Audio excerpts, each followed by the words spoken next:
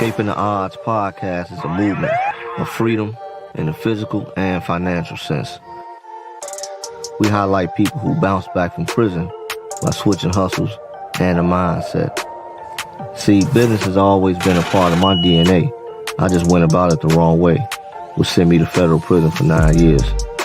I'm bringing out dope stories of triumph that's meant to inspire and educate to take you to the next level. And no matter where we come from or come from under, we can set ourselves free and escape the odds. What's up, y'all? Thank y'all for tuning in to Escaping the Odds. I'm your host, Aaron Smith. We got some dope stories for y'all today. Formerly incarcerated men and women who are now entrepreneurs. Let's get it.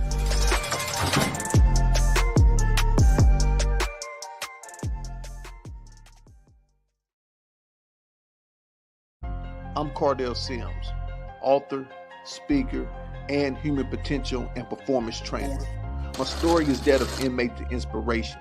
After my fourth prison trip, I walked out with hustle, attitude, vision, and education and never looked back, becoming a master certified empowerment life coach. I'm known for my On the Inside Reentry Academy, a reentry program that helps incarcerated individuals tap into their human potential and performance, because reentry starts on the inside of prison and of self. Kardell Sims is an absolutely strong motivator for success. It's been such a pleasure and quite an honor to work with him and learn from where he's come to what he's done with his program and how he can bring this into an institution and now teach guys how to be successful in the very least. On the Inside Reentry Academy by Kardell Sims is the best reentry program out there. Kardell has created a program so detailed that it covers any area you can think of that is necessary in supporting returning citizens. This program has a way of reshaping an individual's mind to prepare them for successful reentry. On the Inside Reentry Academy is a program that I believe should be in every prison nationwide. If you are really serious about reducing recidivism, connect with Kardell and implement this program into your facility or organization now.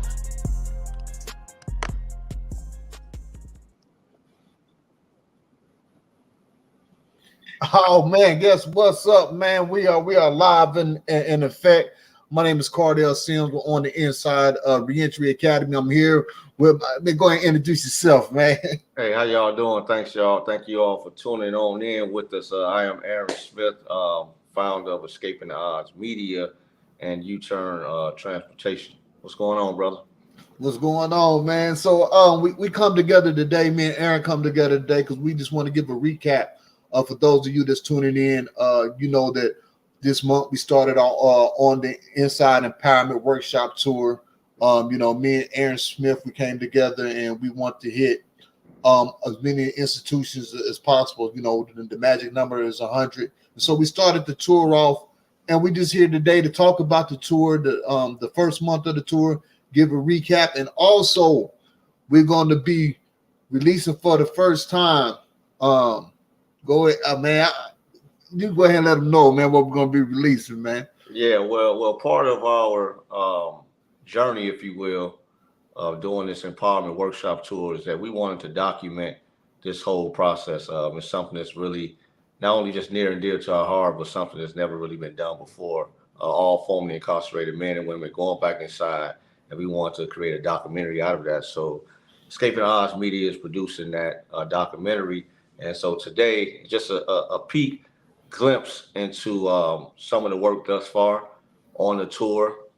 It's really inspiring, motivating, and definitely looking for the feedback as well. So hopefully you all enjoy that. Right. So let's talk about the first month of the tour, man. First day we go in. What was the first day like for you? Well, I had flew in from Chicago that night before, first time in the Kansas City area. But going into that first institution, didn't know what to expect. Although we got high hopes for it, and really prepared. And at the end of the day, we know what these men. Sorry about that. We understand and know what these men and women they desire, right, as it relates to reentry. And so going in, it was well received, well received, really exceeded. Um, I think I can speak with you on that, far as exceeding both of our expectations. Um, Especially when you go into an environment where first and foremost you know that the men and women are kind of probably looking at us sketchy, like, okay, what, we have a lot of visitors that come in, like what are they, what value will they add? And I think within the first 15 or 20 minutes, even just the way we greet the men and the women, I think they knew that it was going to be something special. So um, had a blast, man. After that first day, we did the vision boarding, we did the entrepreneurship pieces, which is my forte, if you will. And the men and the women, they really gravitated to both of those skill sets. So we had a good time. Right. And I'm glad you said that what we're doing, because we want people to know that we're not just walking in these prisons just speaking. That we're actually, it's more of what we say, about 30% speaking, and Yeah. 70, 80, I see you say 80 to 20, you know, 20% speaking and sharing our story, inspiring, but 80% we're actually doing work. Like with you going in on the entrepreneur piece. So you in there, we got, you got the handout. You're talking to breaking down the many different types of business to start. You not only that, you got the packet with the funding. Then you get to break it down, you know what I'm saying? This the small steps on the whiteboard. You're doing the whiteboard. You're doing the whiteboard. You know, when you break out the whiteboard, I really like that, because now you putting it up there on them to see, and you break it down, and you giving them exactly where to go to get the phone numbers, to get the address, to let them know about the one of the things I like is when you ask, so how many of y'all know what an EIN number is? You know, and you say how much it costs, and then you hear, man, $299, and then you let them know, no, somebody been getting y'all. You know what I'm saying? They don't cost nothing. I like that, but most important, I like the elevator pitch exercise that you do. You know, you get them time, we walk around, we work with them on getting the elevator pitch, and then you pick out 5 or 6 volunteers. And what I noticed on the elevator pitch is a lot of people don't, you know, they're eager to get up there. They're not shy away from it. They're eager to get up there and get their elevator pitch. Can you just talk about just how you run that workshop?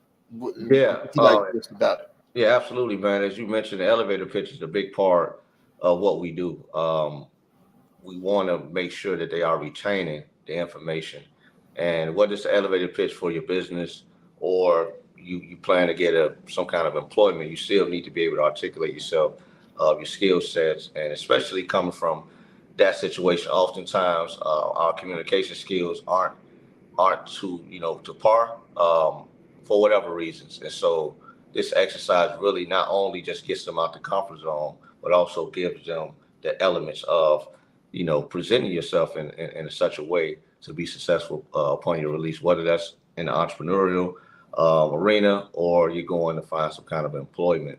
And so they, as you mentioned, they really engage with that. And the elevator pitch is 30 to 45 seconds, right? So they hear me kind of deliver mine. They're like, oh, that's easy. Once they sit down, they got to really pull out the elements of it. But that's where we all come in. And that's one thing I like about all of the educators, everyone that comes in and do the workshops. We participate in each other workshop. Like, you walk around and help the individuals with the elevator pitch. I'll walk around and help the men and women with the vision board, or whatever we're doing. It's a collective.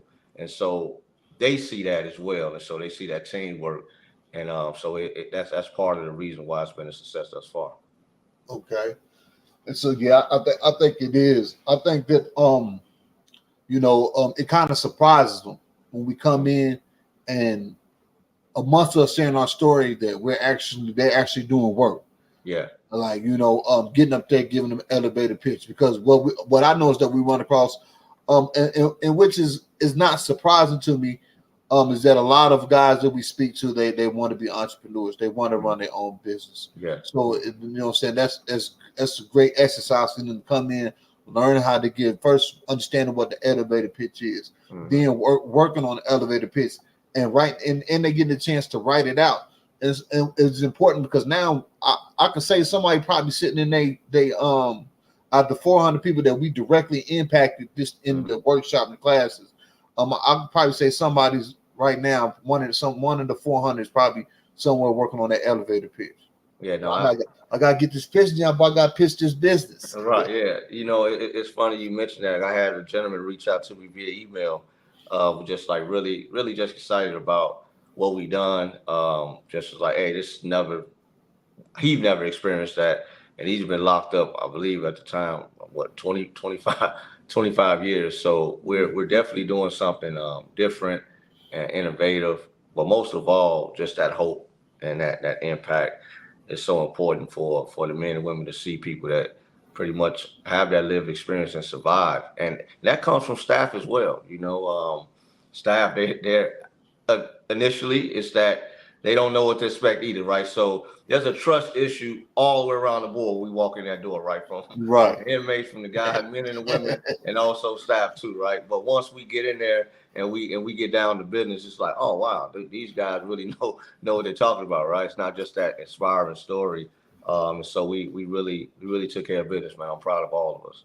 Yeah, I think when we come in, man, I think it's our energy. Yeah. We come in, you know what I'm saying, we ain't uptight or anything. We come in, we free flowing. And like I start off with the vision board. And so I like painting the pictures. You know what I'm saying? Yeah. I always get the stories, but Yeah. I'm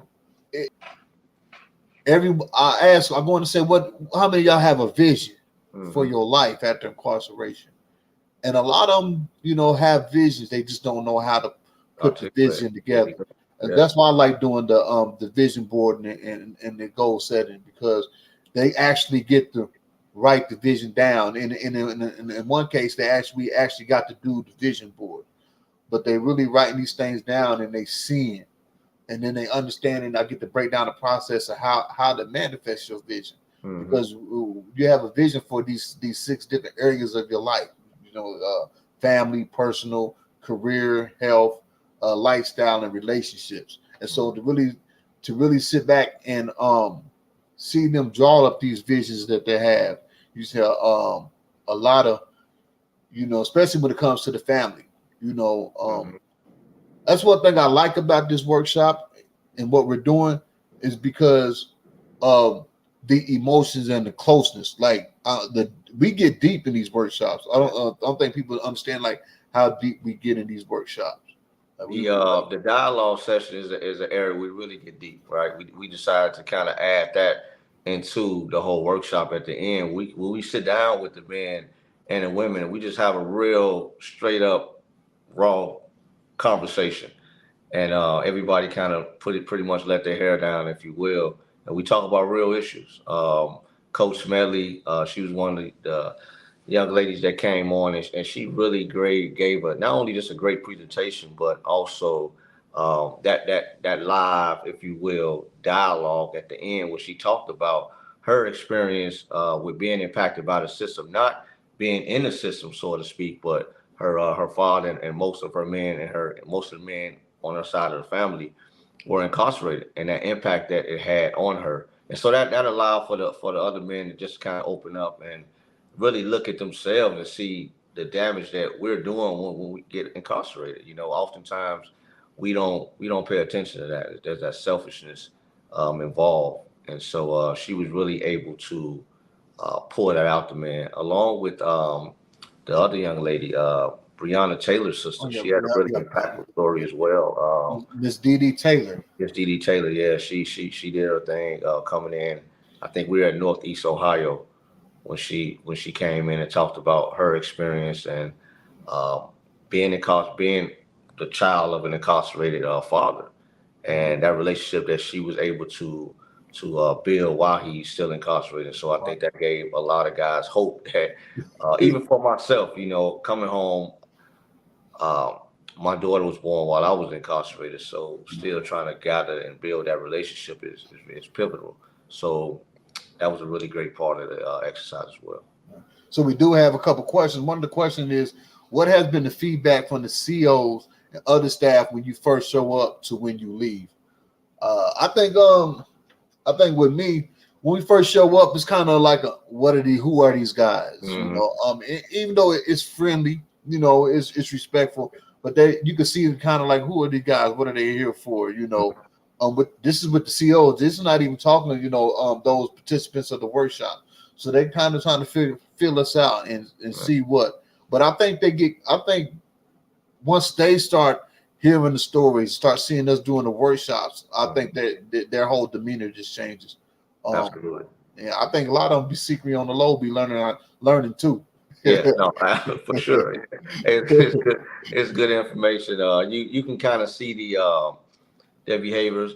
Some of them may have their arms crossed, and after a while, once they see that the inmates are really engaged, then it's like, okay, they're doing their thing, right? So let's kind of fall back, and we don't have to really worry about anything, because for one, there's this mutual respect with us and the men and women who's incarcerated, because once they hear our stories and they see and understand that we've been in those same jumpsuits, spent decades, some of us away, and they're like, wow, they respect it, and so they're not going to do anything to jeopardize not only just the workshop, but also that respect that we have for one another. So it's been great. Yeah, I think it has. Let me have another question. For those maybe not be geared towards the entrepreneurship spirit, what industry do you feel would be most beneficial to steer someone towards that would be in the long term be sustainable? I think that goes off into something that you do as well, that you talk about, the trucking, the U-turn trucking. We always talk about the longevity, the long term in it, and the pay. Can you talk about that as well? Yeah, absolutely. Trucking is one of those industries that's not really going anywhere. Of course, with technology, it changes any industry, but for the most part, you're going to need someone behind the wheel. I know we talk about autonomous vehicles and things of that nature, but I think we're a long way off from that, just from a trust standpoint. I don't think society will, appreciate a piece of steel or equipment like that on the road without a driver behind it. So there's always going to be a need. It's always going to be a need for that. And actually, a lot of the men and women were really interested in trucking, because the pay is comparable to sometimes what they were, making doing illicit activities. Then you get that freedom as well. Most of us that were incarcerated, we have that time of isolation, and when you get out, you just want to kind of sometimes maybe be to yourself, and it's an opportunity to do that as a truck driver, whether you're doing over the road or something local. So that's a great career. Yeah, and I think that time you hit on something. Just you said that time when you get that time with yourself. For me, when I used to work at FedEx, that's one thing I liked about that job, was that time to yourself. And a lot of us coming out of incarceration, we perform better in them jobs where you off to yourself, and you don't feel like you got a boss or a supervisor or something looking over your shoulder, because they kind of remind you of a CEO or something. So I think that'd be a great that'd be an awesome field to go into, driving and things like that.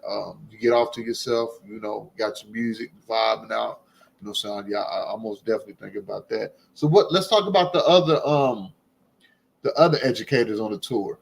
Yeah, for sure. Other educators on the tour. We had Brandon. I think Brandon. Brandon. I think he eliminates all the excuses when he goes in. When it comes to talk about finding employment, we talking about somebody who wrote 70 letters and sent them out to a CEO of companies while incarcerated.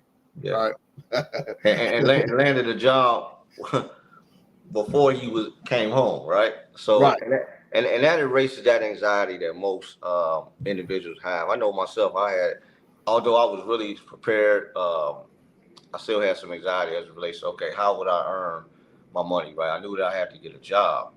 And so you eliminate that early on, as Brandon did, was able to find employment because he wrote 75 plus letters to CEOs, not just hiring managers, to CEOs. And, you had people like Nike reaching out. He was able to get a job. And I believe the company is EnviroMasters, and eventually became a franchise owner in the same company that hired him. So just talk about that.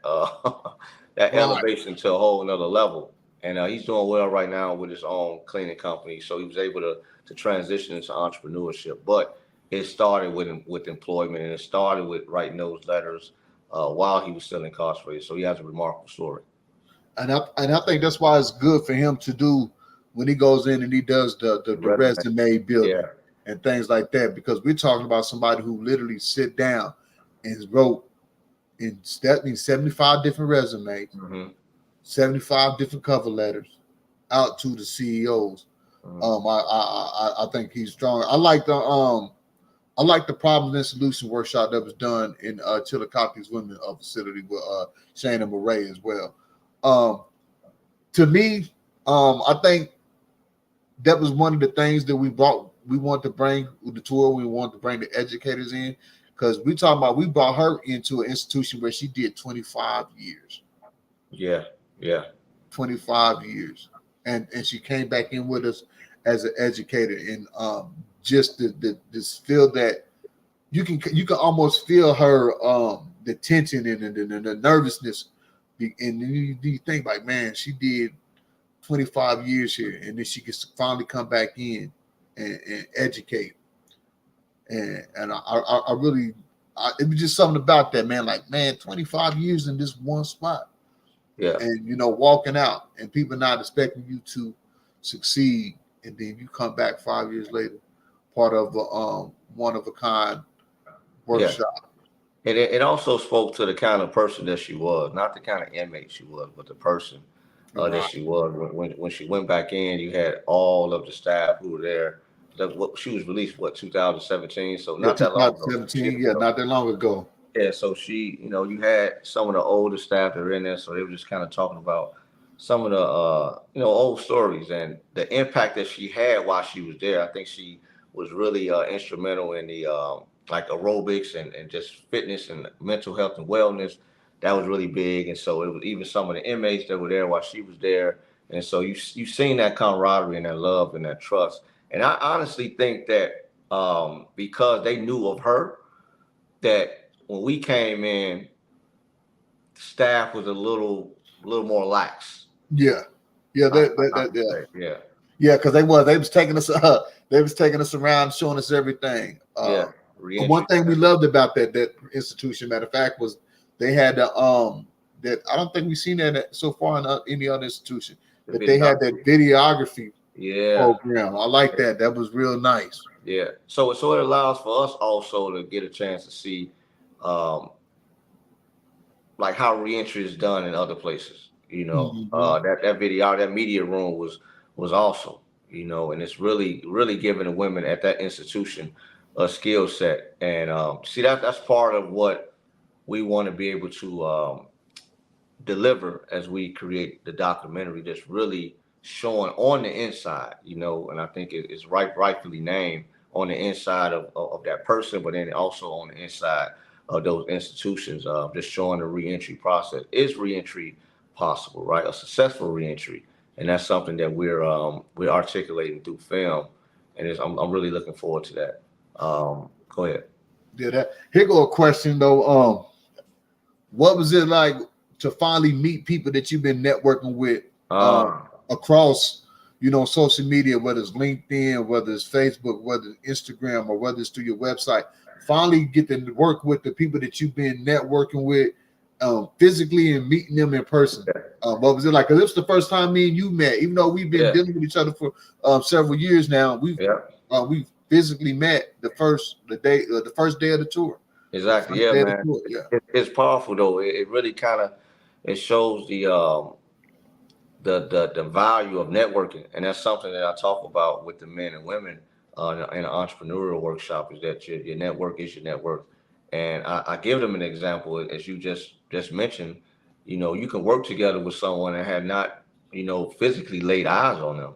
And a lot of the men were really surprised by that, just because that whole trust factor, right? And I get it, but it was great, man. And you weren't the only person. I think it was a few more other people.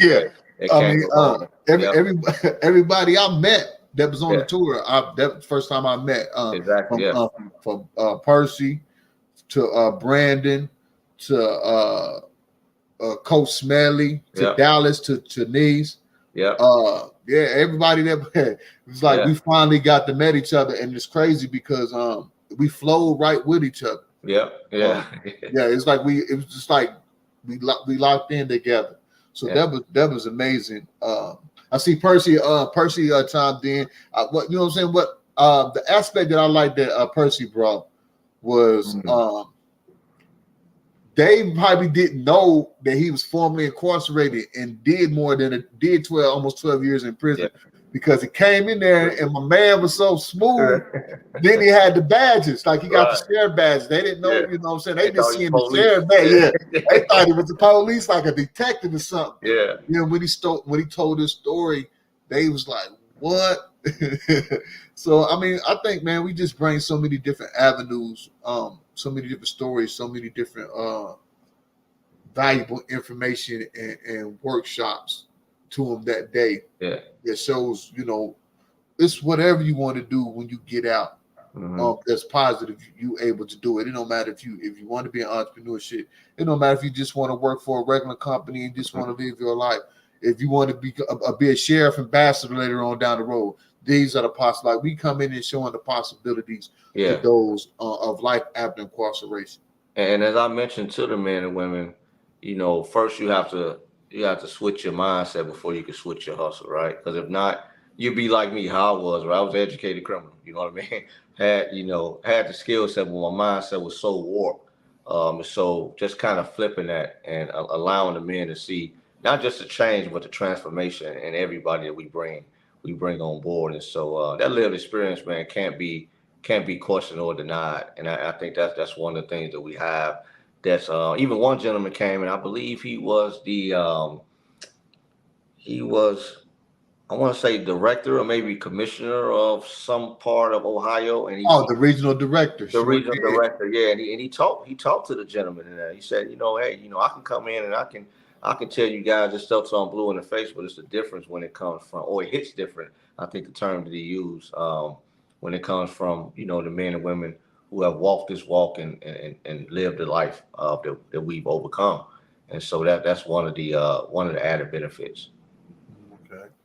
And then what are some of the key moments that you did so far in the tour that you got out the first month? Key moments. Man, the key moments for me, man, was I was learning myself, and that's how it was great, right? So it wasn't just me being an educator, right? I'm learning from from Percy, from Coach, from you, but the relationship part. Again, as I mentioned earlier, we damage so many relationships by being incarcerated, whether it was with our children, with our significant others, or whomever. And just but hearing that and hearing the stories of the men, because some of them we were able to identify with, and some of them was like, oh wow, that's really deep. So it allowed me to kind of think about that. And those were really given off during the dialogue sessions, and that's something that we do at the end. We kind of sit down in a small group. We just, as I mentioned earlier, we just have a raw conversation just about not just reentry, but just life as a whole. And the guys really pour out, and there was tears, and it was right. So yeah, because when you say the raw conversation in that sit down dialogue, that there's where the raw conversation comes out. Okay, we learn now. This is where the conversations that don't want to be had got to have, kind of like with the even with the phone. Maybe we was talking about the phone checking with the guys, and they're like, we had to check our phone, and it just a point in time where we had to step in and say, that's cool and all when you living in the street life and all that, but when you live in a certain way, your phone being checked and all that, that ain't nothing. You ain't even operating on that level no more. So that should be nothing. And I think that realness, we probably seen 4 or 5 people shed tears. Yeah. Sure. in the workshop. And saying that displays the impact. And when we talk about the impact, we come up with these surveys, and we've been examining these surveys. Yeah. And our surveys is at 4 or 5. Yeah. Out of 5. Yeah. 5 being 4. Yeah. 5 being the this was great. We're at 4s and 5s. Mm-hmm. And we get a lot of we getting a great feedback from staff. From staff. Staff really love it. Mm-hmm. Staff really love it. It's good to hear that they don't want us to leave. You know, Yeah. we want y'all back as soon as possible. Yeah. It's like they hang around. They hang around at the end. It's like they don't want to go do count. I'm like, hey man, you gotta go. Yeah, you got to go. Do count, man. Exactly. You know, and I think that's most of the things that we've been hearing. The most consistent thing that we've been hearing throughout this tour is that how we got those participants' attention and how they locked in and engaged with us, and then they open up, and you know, staff see that. Yeah, in fact, staff, they crying. Yeah. Hey, one gentleman walked up to me after they left. I think we were in, might have been Missouri. I get them all. I get them mixed up now. I think we did about 7 thus far, so they kind of started about 7. Yeah. But he said, you know, man, you guys did a phenomenal job, and he can tell that they were taken to what we were dishing out because he looked at was paying attention to some of the quote unquote troublemakers, and he said they were totally engaged. So that's how we knew that we were on to something. And so that's great to hear, man, that we can, you know, just have that impact like that. You know, they need to see us. They need to see that we're coming through, and we're not only inspiring, but we're giving them skill sets and the resources afterward and the mentorship. As I mentioned earlier, I've had people reach out to me already. I know you've experienced that as well. And so you say that, I didn't mean to cut you off, but I got an email from one of the guys that attended the workshop. Yeah. He had his full elevator pitch, resume, and everything in the email. He was applying to be on the tour for next year. Oh, wow. Wow. Okay. Yeah. Be like, yeah, Mr. Tim, this is my resume, this is my elevator pitch. And I'm gonna have to show you. And he laid it all the way down and basically saying, okay, what's up? Right. Hey, put me down on the team. Put me down on the team. Yeah. I said, yeah. So, but you know, as we mentioned to those men and women, it's like we are the possibility, right? This is possible for you all. And some of them actually wanted to be public speakers, and they wanted to be able to do things with the youth and come back. And so ain't no telling. It could be a year from now, 2 years down the line. It could be, you know, some men and women that we actually impacted on the tour that's actually on the lineup of educators, and we're looking forward to that. And that'll really be a testament to the impact that we've been able to have, man. So we gotta thank God for that. Got to. I'd say one. Let's just talk about one word that you would describe where the places that we've been, how it all came together, and up to this day to where we at in the tour. Man, how would you describe that? I'm going to say simply successful. Every institution, you know, the one institution we went to, remember that we had to speak to them while they were still in their cell blocks, and so like the logistics of everything, it was crazy. You were running back and forth from one cell block to the next, and so but we were still able to deliver and give them that experience and have the impact, and it was well received because normally we set up either like in an open space, whether it's on a deck or it's in a visiting room or the gym room. So you can kind of see everybody, but people were separated and they behind the glass. We did that morning. We did 3. We was doing 3 pods at one time. Yeah. Running back and forth. But you know, it just speaks to just even us being able to think quick on our feet and to deliver what we had to deliver. Right? That was we didn't know. We came there to take care of business, and we did that, man. So it really showed us that no matter what the environment, things are going to change. And that's life, right? Things, you know, don't stay constant. And so just being able to operate when it's kind of like the logistics are kind of crazy and still being able to deliver effectively is. Yeah, that was shocking. We've seen it like, man, how are we going to do this? Yeah. Hey, just put one speaker over here, one speaker over here. We're going to work it. So yeah, we man, I think that's jail for you though. You never know. That's jail for you. Right? You never know what's going to happen. Yeah. And I think that's way we accustomed. You know, saying we adapted to that pretty good. One word for me, man, it would be impactful. Okay. Sitting there, seeing the impact that each educator is making, doing the workshops. Like I said, we're not just going in there speaking. We're in here, we're working. They got paper, pen. You got to come up. I need to know what your vision. I need to know how you can build a goal to this vision. I need to write this. I need to hear the elevator pitch. You know what I'm saying? I need to see this resume. Like we coming in, we putting work. I need to make sure you understand when I talk about credit. And and everybody, and the reason I say that impactful because it wasn't one person in all the workshops that we did so far that was asleep. No, that wasn't writing anything down and that wasn't locked in. And that's impact. Yeah, absolutely. And then you count the tears and people, and we're not only one. We leave them comfortable enough to where they open up and share stories about personal stories about their family, what they're going through. Like we had the one guy, he lost his one guy I talked to afterwards, he had lost his wife. They've been together 25 years. Yeah. He lost her. The other guy, he lost his daughter. Like some real things come out. So man, like I said, it's impactful. So let me ask you this, man. So if there's some institutions listening now, like what would you say to those decision makers? I would say to those decision makers to get in touch with us to get this workshop inside your institution. It's almost to the point where I can't tell you the impact that we can bring out. We can only go in there and show you, but we do have the references that can tell you about the impact. So reach out to us, get us in your institution. This is much needed.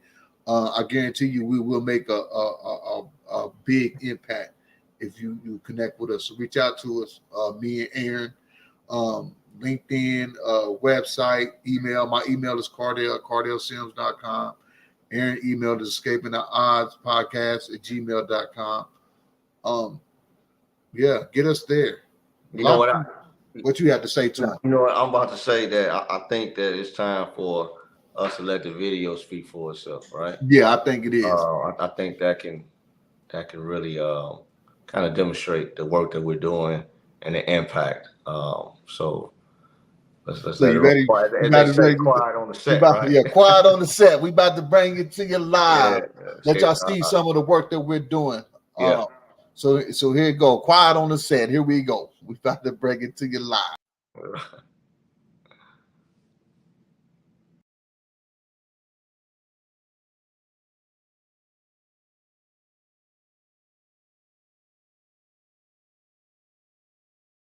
At Fairfield County, right outside.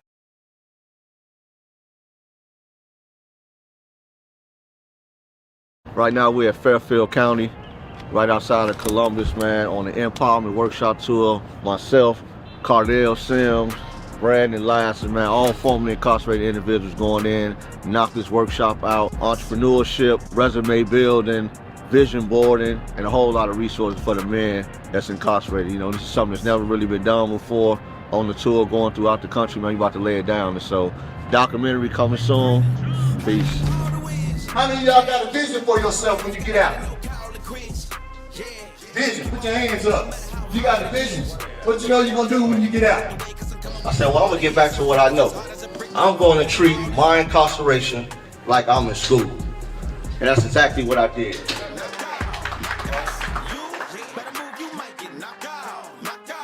I took the franchise from 1.4 million to 2.6 million in 18 months.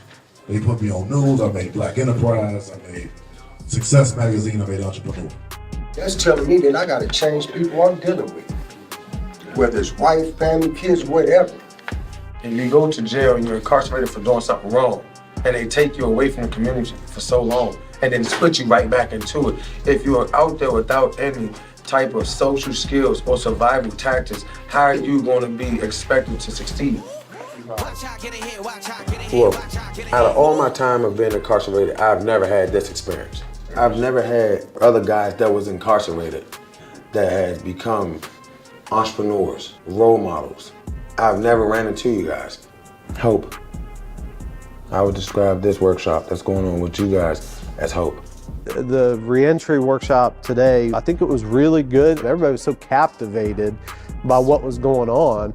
I probably could have told the CEOs, like, go have a seat. The reentry tour that we just did was phenomenal. All it takes is that spark. That is our jobs as leaders and speakers, is to empower them. And that sparking that is going to make them want to change, So that's the best opportunity. You guys did phenomenal.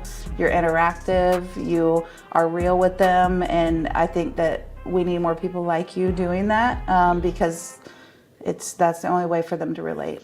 I need all the wins, yeah. Ain't no L's, I gotta get it, no call to quits, yeah. Gotta keep on moving no matter how hard it gets, yeah.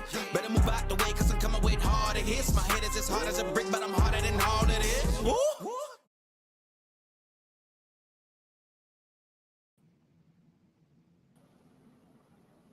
There you all have it. There you have it. Right now we're at Fairfield. We're gonna bring them on in.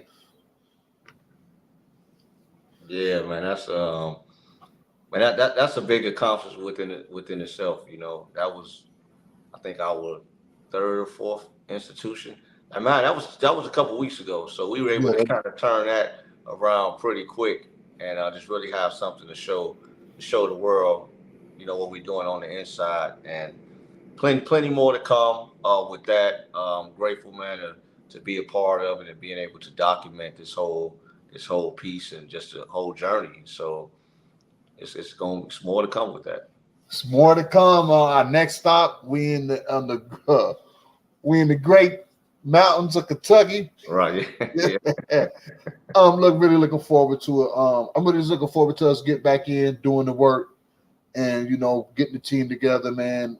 And like you said, for those of you that want us in the institution, reach out to us.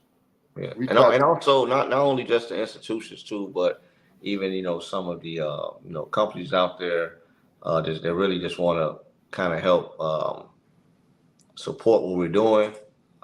Definitely, if reentry is part of your social responsibility, which it should be, absolutely reach out to us and let's collaborate and have that reach and impact that you all can assist us with. So we're looking forward to work and just continue to get the movement keep moving. Most definitely. So I think, man, we're going to head out. We appreciate everyone tapping in with us. One run it back for them one more time. Yeah, you can go ahead and give them something to leave with. Give them something to leave with. We're going to give y'all something to leave with. But yeah, man, we here. We coming to you.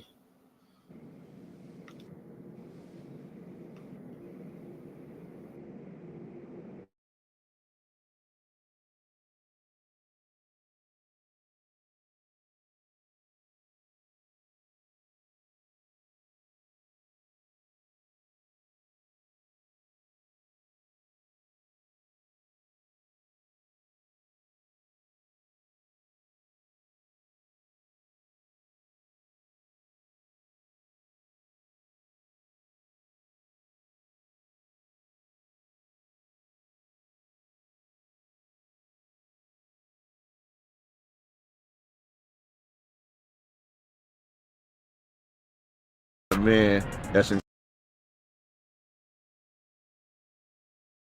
right now we're at Fairfield County, right outside of Columbus, man, on the Empowerment Workshop Tour. Myself, Kardell Sims, Brandon Lasson, man, all formerly incarcerated individuals going in, knock this workshop out. Entrepreneurship, resume building, vision boarding, and a whole lot of resources for the men that's incarcerated. This is something that's never really been done before. On the tour, going throughout the country, man, you about to lay it down. And so, documentary coming soon. Peace. How many of y'all got a vision for yourself when you get out? Vision, put your hands up. You got a vision. What you know you're going to do when you get out? I said, well, I'm going to get back to what I know. I'm going to treat my incarceration like I'm in school. And that's exactly what I did.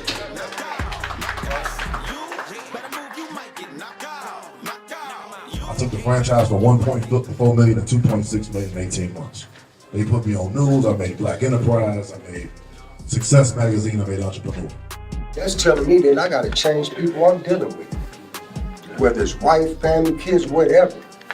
If you go to jail and you're incarcerated for doing something wrong, and they take you away from the community for so long, and then just put you right back into it. If you're out there without any type of social skills or survival tactics, how are you going to be expected to succeed?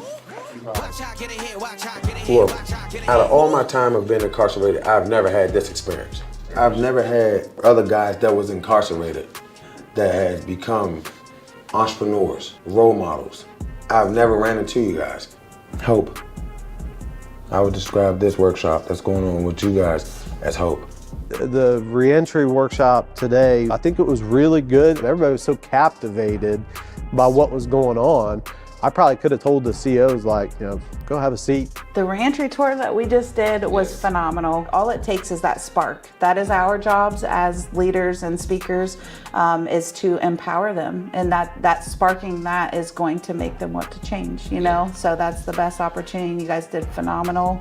You're interactive. You are real with them. And I think that we need more people like you doing that, because that's the only way for them to relate. I need all the wins, yeah. Ain't no L's, I gotta get it, no call and quits, yeah.